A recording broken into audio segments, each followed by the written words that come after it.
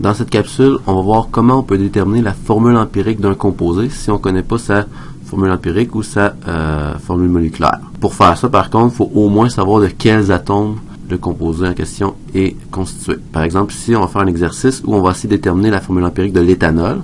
En passant, l'éthanol, c'est l'alcool qui se retrouve dans les boissons alcoolisées comme le vin et la bière. Donc, dans l'éthanol, on a du carbone, de l'hydrogène et de l'oxygène. Pour savoir sa formule empirique, ce qu'on va faire, on va prendre ce composé-là puis on va le faire brûler. Donc, on va faire une réaction de combustion.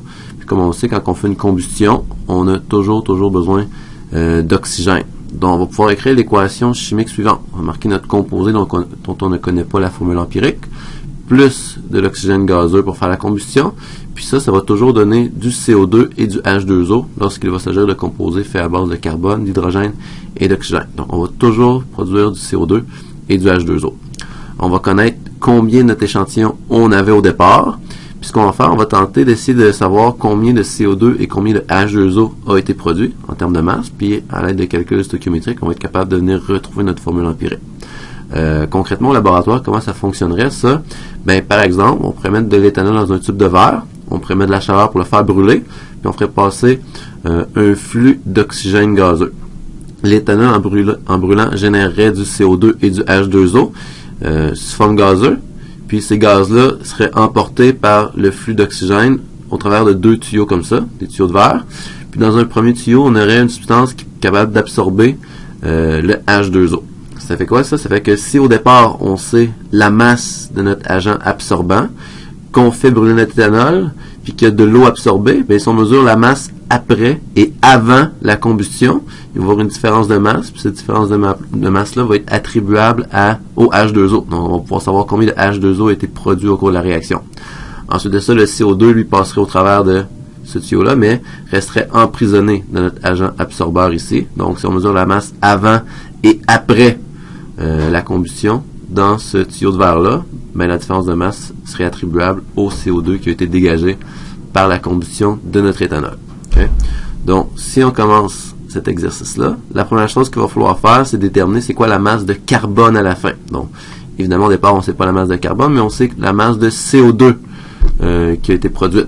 Puis, si on marque dans l'équation, il y a du carbone seulement à cet endroit-ci et seulement à cet endroit-ci. Donc, si on est capable de savoir c'est quoi la masse de carbone dans le CO2 qui a été produit, donc la masse seulement attribuable au carbone, bien, on peut déduire que c'était la masse qu'il y avait dans notre éthanol au départ. On va faire le même principe pour l'hydrogène dans l'eau, parce que si on remarque, il y a seulement de l'hydrogène dans notre éthanol et dans l'eau. Donc, si on sait la masse d'eau, on va pouvoir trouver la masse seulement pour l'hydrogène, puis la masse seulement d'hydrogène va être la même que la masse initiale qu'on avait, parce que rien ne se perd, rien ne se crée.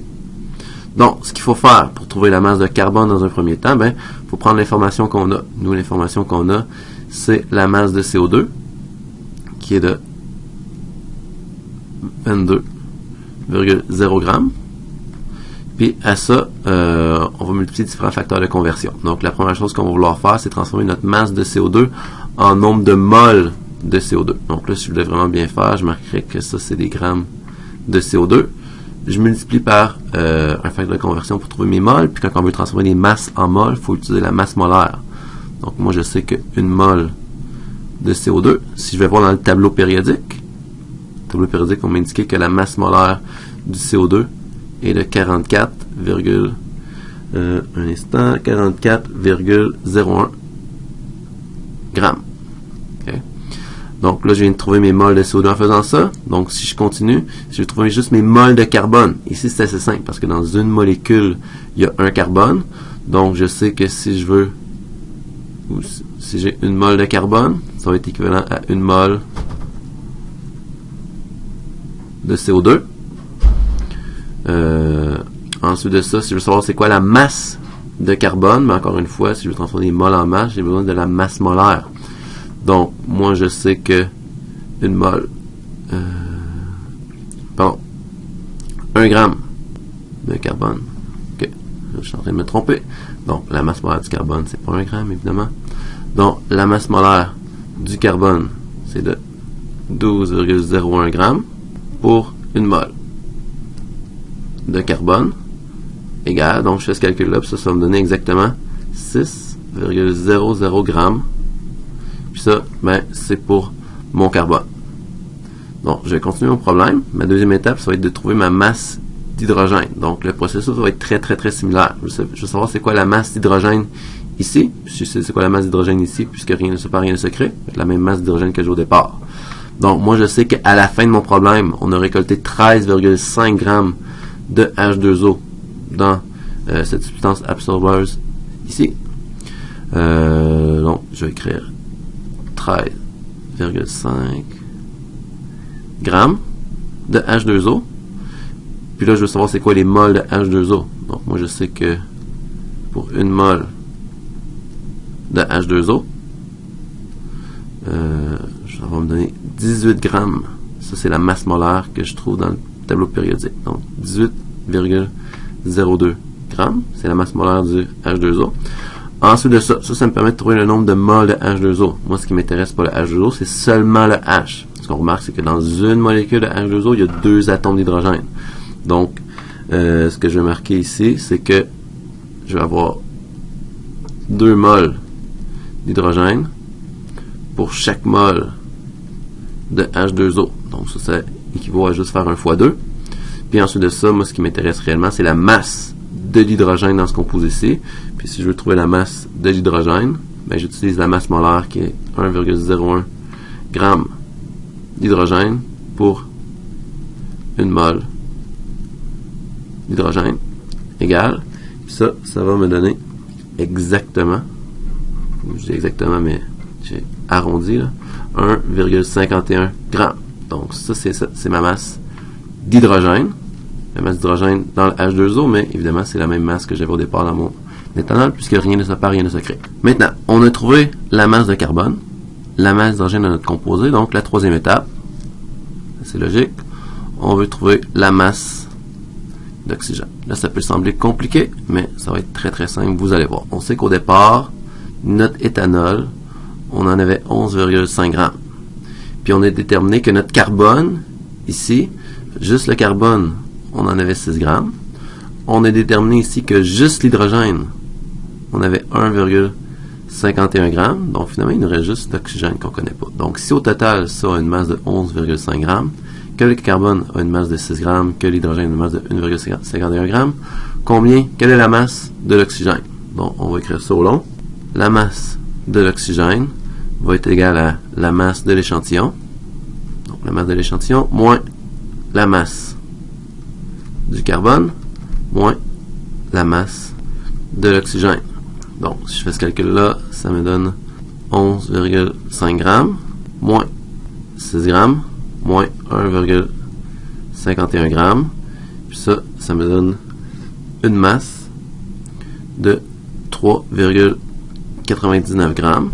Puis ça, c'est la masse de l'oxygène dans mon éthanol initial. Donc, là, j'ai trouvé ma masse de carbone, d'hydrogène et d'oxygène. Donc, maintenant que je connais la masse du carbone, de l'hydrogène et de l'oxygène, ce qui m'intéresse réellement, c'est pas les masses, mais c'est plus les nombres de moles. Donc, pour savoir les nombres de moles, ben, premièrement, je vais vouloir savoir le nombre de moles de carbone. Je vais vouloir savoir le nombre de moles d'hydrogène. Et je vais vouloir savoir le nombre de moles d'oxygène. Donc, pour transformer ou pour trouver mes moles, je vais devoir prendre les masses que j'ai trouvées. Donc, 6,0 grammes, 1,51 grammes, et pour l'oxygène, 3,99 grammes. Puis pour transformer en mol, il faut utiliser la masse molaire. Donc, moi, je sais que pour le carbone, une mole équivaut à 12,01 grammes. Je sais que pour l'hydrogène, une mole équivaut à 1,01 grammes. Et je sais que pour l'oxygène, une mole équivaut à 16,00 grammes. Donc, si je fais ces calculs-là, j'obtiens que j'ai 0,50 moles pour le carbone. J'ai 1,5 moles ici et j'ai 0,25 moles d'oxygène. Donc, selon ce que je viens de trouver, j'aurais envie de dire que ma formule empirique pourrait être C 0,5, H 1,5, O 0,25. Vous allez me dire que vous avez jamais vu une formule empirique ou une formule moléculaire avec des nombres à virgule. C'est vrai parce que on n'a pas le droit de faire ça parce que des demi-atomes ou des 0,25 atomes, ça n'existe pas. Donc, qu'est-ce qu'on va faire? On va vouloir diviser. Donc, je vais marquer on divise. On divise par le plus petit indice. Donc, ça veut dire quoi ça? On divise par le plus petit indice. Donc, prenons le carbone, par exemple. Donc, carbone, je prends son indice à lui, 0,5. Puis ça, je divise par le plus petit indice, qui est 0,25. Donc, si je fais ce calcul-là, ça me donne 2. Je fais la même chose pour l'hydrogène. Donc, l'hydrogène, son indice à lui, c'est 1,5. Je divise ça par le plus petit indice, qui est celui de l'oxygène, 0,25. Ça me donne 6. Je fais la même chose pour l'oxygène. Son indice à lui, c'est 0,25. Je le divise par le plus petit indice qui est lui-même 0,25. Donc ça me donne 1. Donc, si je mets tout ça ensemble, je vais réécrire ma formule empirique qui va me donner C2H6. Oh!